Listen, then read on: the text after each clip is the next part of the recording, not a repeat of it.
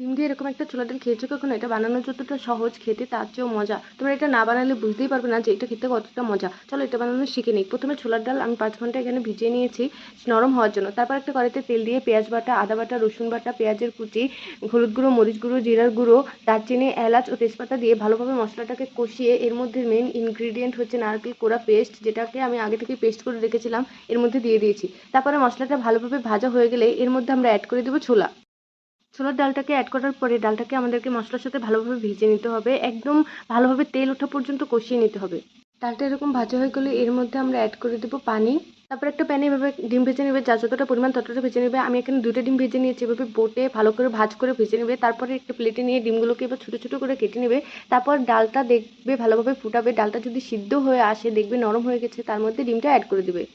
ডিমটা দেওয়ার পরে ভালোভাবে ডালটাকে আরেকটু ফুটিয়ে নেবে ডিমের সাথে 10 মিনিট প্রায়। ডালটা যখন নরম হয়ে যাবে আর ডিমটাও ফুলে যাবে তখন নামিয়ে নেবে, ব্যাস হয়ে গেল।